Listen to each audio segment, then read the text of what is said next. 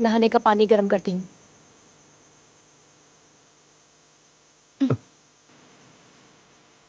तुम जो बोलना चाहते हो सब बोल लो, मैं सब सुनने को तैयार हूँ। मैं खाना लगाती हूँ।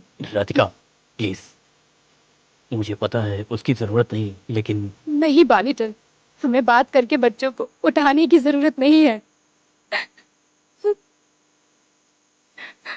बेचारे बच्चों को कुछ भी नहीं पता कि उनके पापा जेल जा चुके हैं। दूसरों के लिए बर्बाद मत हो।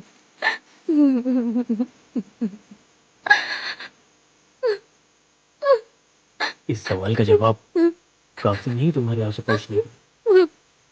मैं तुम्हें दुख नहीं पहुंचाना चाहता हूँ। नहीं, मैं कुछ गलत नहीं करूंगा। मैं अपने बच्चों की कसम खाकर कहता हूँ दोबारा ऐसा नहीं होगा।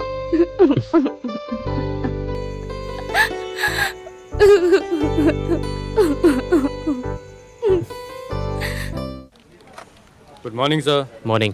Good morning sir. जेल में मार पड़ी? हाँ पड़ी, बताऊं क्या? कुछ दिन जेल में बिताने के बाद इन कपड़ों में कैसा लग रहा है? करेक्ट मौली, मैं बिल्कुल इंडियन लग रहा हूँ। खासकर मलयालम लोगों को कुछ दिन जेल में जरूर रहना चाहिए। चलो मैं बाद में मिलता हूँ। ओके बालीटन, राधा मनी जी, आप कैसी हैं? बस चल रहा है। बस चलते रहना चाहिए, रुकना तो कभी नहीं चाहिए। तुम्हारे अनुभव के हिसाब से एक अच्छी खासी बायोग्राफी लिखी जा सकती है। माफ करो भाई।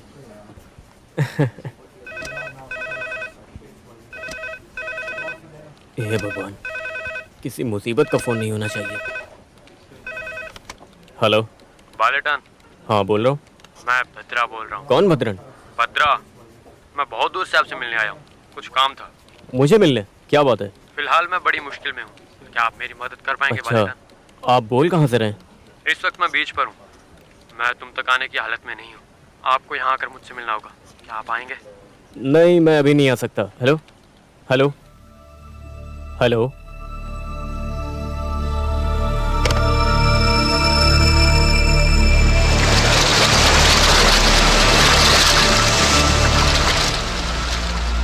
बालेटन, यहाँ आओ। बालेटन,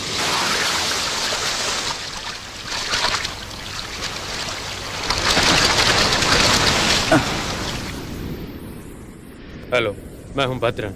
हेलो, क्यों मिलना चाहते थे मुझसे? बालेटन, फिलहाल मैं बहुत बड़ी मुसीबत में हूँ। मुझे अच्छी तरह पता है कि तुम और तुम्हारे लोग बेखौफ किसी भी मुश्किल का सामना आराम से कर सकते हो। मेरी मदद करोगे? तुम आए कहाँ से हो तुम? मैं किसी एक शहर में नहीं ठहरता, लेकिन मेरा कोई पक्का ठिकाना नहीं है जो कि मैं बता सकूं तुम्हें। हर बार मैं लोगों से मिलने उनके घर जाता हूं, इसीलिए मैं यहाँ तुमसे मिलने के लिए चला आया। मुझे उम्मीद है कि तुम मेरी मदद करोगे। हाँ, तुम मदद करोगे ना? आखिर बात क्या है? वो कोई बात नहीं है, एक राज है। आज तक मैं किसी भी एक औरत का बनकर नहीं रहा। मैं उसे बहुत ज़्यादा चाहता हूँ। वो बहुत प्यारी है। मैं उससे शादी करना चाहता हूँ, और जहाँ तक मुझे लगता है वो काम सिर्फ और सिर्फ बालेटन ही करवा सकता है। प्लीज़। तुमने मुझे समझ के क्या रखा है? मैं शादी कराने वाला ब्रोकर हूँ? हो सके तो मुझे माफ़ करना। अगर मैंने कुछ गलत बोल दिया तो प्लीज़ मुझे माफ़ कर देना, लेकिन मैं उसके बिना नहीं रह सकता। अगर वो नहीं मिली तो पता नहीं। अरे कौन ये वो? देखो मिस्टर, मैं तुमसे कह चुका हूँ कि तुम शादी वाले ब्रोकर नहीं हो, लेकिन किसी की छोटी बहन से शादी करनी है तो उसके भाई से तो बात करनी पड़ती है ना। मैं तुम्हारी बहन की बात कर रहा हूँ, तुम्हारी छोटी बहन की। कमीने, मेरी बहन के बारे में गलत बोलने की हिम्मत कैसे हुई? आराम से आराम से आराम से। इस बात का मौका मैं तुम्हें फिर किसी दिन दूंगा। सबसे पहले अपने घर जाकर अपनी बहन से पूछो कि किसी भद्रा को जानती हो। वो मना नहीं करेगी, क्योंकि हमने सारे फैसले पहले ही कर लिए। ठीक है? अगर आप शादी करवा देंगे तो हमें ज़्यादा खुशी होगी, वरना हम अपने आप ही भागकर शादी कर लेंगे।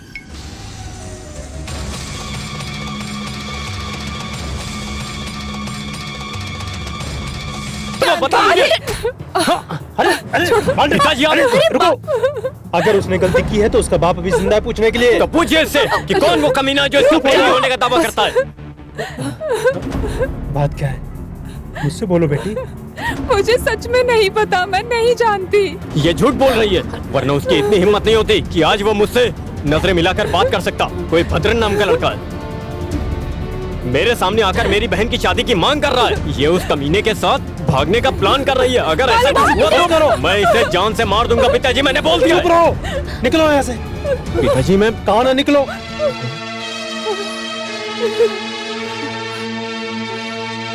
तुमने सुना नहीं मैंने क्या कहा? निकलो यहाँ से और घर में सबको शांत रहने दो।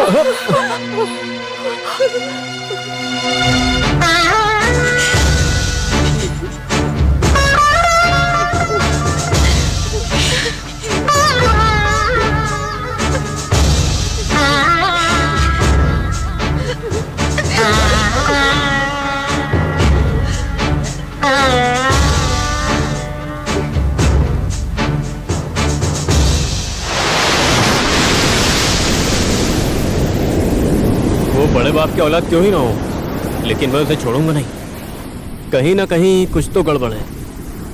उसने कुछ तो सोच कर ये चाल चली होगी, लेकिन वो चाल है क्या? तो खुद कहा कि उसका कोई ठिकाना नहीं है, तो शादी करके तुम्हारी बहन को कहाँ लेकर जाएगा? नहीं, वो कहीं नहीं जाएगा।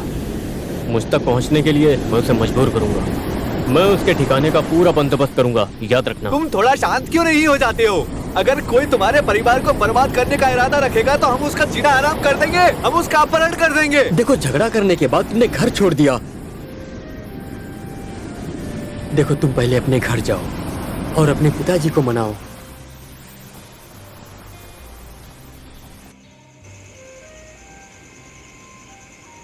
अरे अभी यहाँ क्या करने आए हो? ये सब क्या है भैया? किसी ने कुछ कह दिया और तुमने नया बखेड़ा खड़ा कर दिया, पिताजी से लड़ लिए। तुम बच्चे बन गए हो क्या? घटिया बात।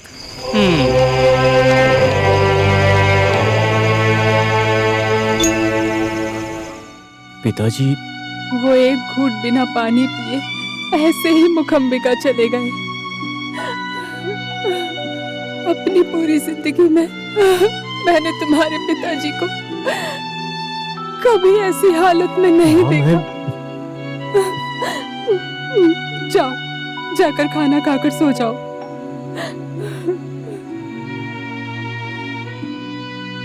मैं आपके लिए खाना लगा देती हूँ।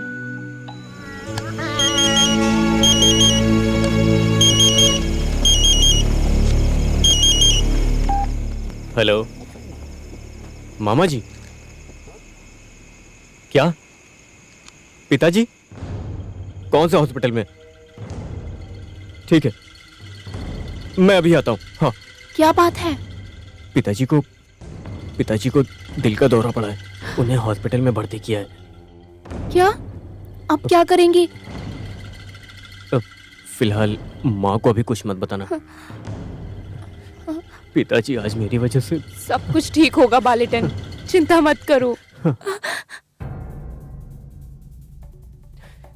मामा जी, चिंता की कोई बात नहीं है। अमेरिका से लौटते समय उन्हें बस में दिल का दौरा पड़ा था, माइनर अटैक था केवल। परेशान मत हो, अभी सब कुछ ठीक है। बाप रे।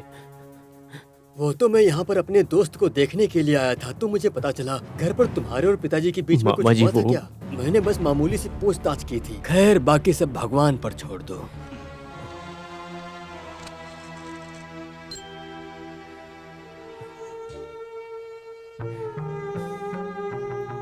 वो सो रहे हैं, आराम करने दो।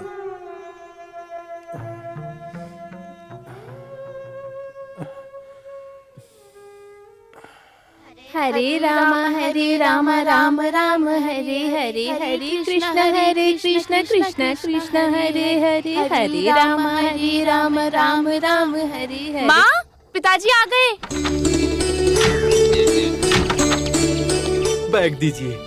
नहीं, रहने दो। पिताजी बैग मुझे। मैं चलता हूँ। शुक्र है आप आ गए।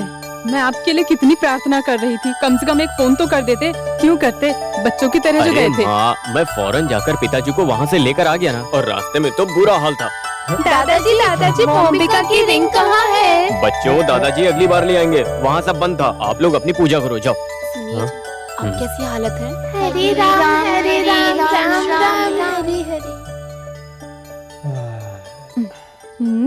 ये कौन सी नई आदत सीख ली, आते ही लेट गए बिस्तर पे। कुछ नहीं। माँ, मैंने आपसे बताया ना कि हड़ताल की तो वजह चुप से। कर। आपको क्या हुआ? आपका चेहरा उतरा हुआ लग रहा है। कुछ नहीं हुआ है, कुछ नहीं। असल में पिताजी को हल्का सा दिल का दौरा पड़ा था, हम लोग हॉस्पिटल हे गए थे। भगवान, ये मैं क्या सुन रही हूँ? हॉस्पिटल अकेले जाएंगे? ये अकेले नहीं थे, मैं और मामा जी साथ में थे। आपको क्या हुआ?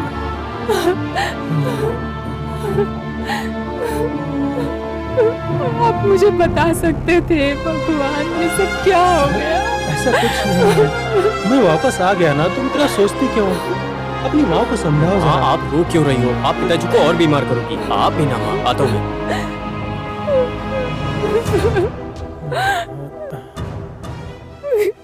Hello, Amritanda Bai hospital. Yes. क्या मैं डॉक्टर से बात कर सकता हूँ? श्रेयान साहब बाहर गए हैं, उनके मोबाइल पर कॉल कर लीजिए। बालेटन, पिताजी तुम्हें बुला रहे हैं। बेटा, कल तुम्हें कुछ खास काम है क्या? नहीं, बस एक बार हॉस्पिटल जाना है। बाद में भी जा सकते हो। कोई और काम है क्या? नहीं। ठीक है, मुझे बात करनी है।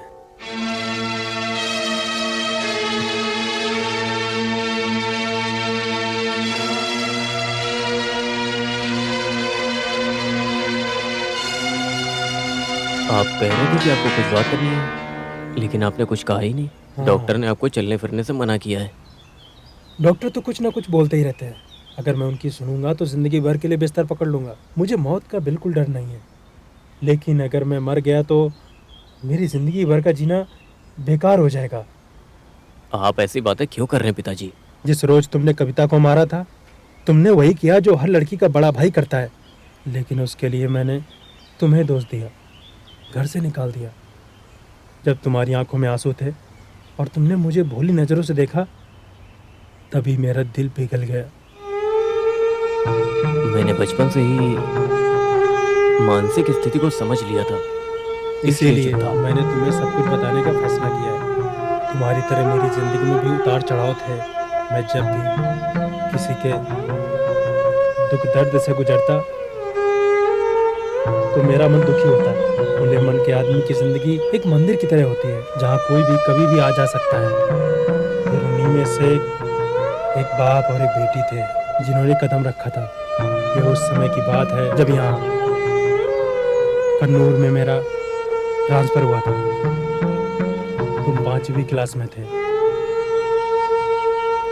एक बार कन्नूर से बस में लौटते समय मेरी मुलाकात उन बाप बेटी से हुई। अपना घर छोड़ने के बाद वो बाप अपनी शादी लायक बेटी को लेकर मुंबई जा रहा था। उन लोगों ने अपनी बाकी की जिंदगी वहीं पर गुजारने का फैसला कर लिया था।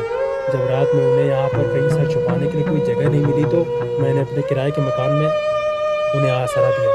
अगले रोज दूसरे दिन सुबह में मैं बेटी की चीख सुनकर उठ गया। मुझे नहीं पता कैसे हुआ। ये बात उसके दिमाग में भगवान ने डाली थी या शैतान ने, पता नहीं। जैसे बाप ने खुद को फांसी लगा ली और उनकी बेटी उसके सामने बैठी हो। भगवान, उस बेटी की आंखों में आंसू देखकर मुझे बहुत ज़्यादा दुख हुआ। बेचारी। मुझे एहसास हुआ कि वो लड़की भी मौत की तरफ बढ़ रही थी, जिंदगी की तरफ नहीं बढ़ रही थी। मैं उसे मौत के हवाले नहीं कर सकता था। तुम्हें सब क्यों बता रहा हूँ, तुम जानते हो? उस बेचारे की जिंदगी ऐसी ही थी। आप कहना क्या चाहते हैं? जिंदगी एक बदमाश बच्चे की तरह होती है। ये किसी भी वक्त तुम्हें धोखा दे देती है।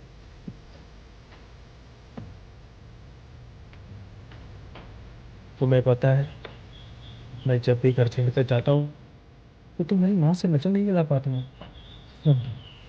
हर महीने वहाँ उनसे मिलने जाना, जो तुम्हारी बहन से शादी करने के लिए तुमसे मिला था। तुम्हें पता है, उस दिन तुम्हारी बहन के बारे में बात कर रहा था। वो कविता नहीं है, वो तो उसकी बहन है।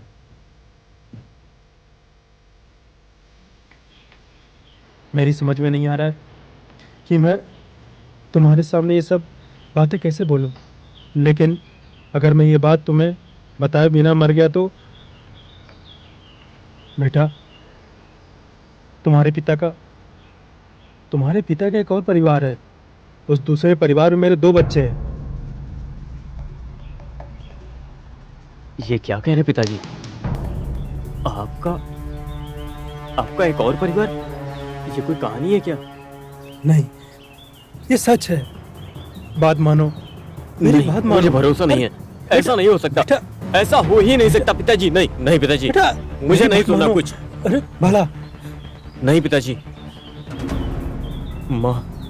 माँ सिर्फ आपके लिए जीती हैं। जब आप एक दिन के लिए हॉस्पिटल में थे तो उनकी जान निकली जा रही थी कि आपको कुछ हो न जाए, और आप उन्हें भूलकर ये सब कर रहे हैं। बेटा चुप रहिए। इतने सालों से आप हमारे पिता थे, और अब आप कह रहे हैं कि आपका एक और परिवार है, आपके अपने 2 बच्चे और हैं। ये सब क्या है? मैं ये नहीं मानता। मैं ये नहीं होने दूंगा, कुछ भी नहीं होने दूंगा। बालाटन, पिताजी,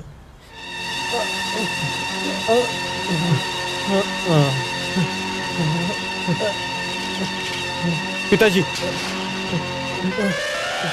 पिताजी।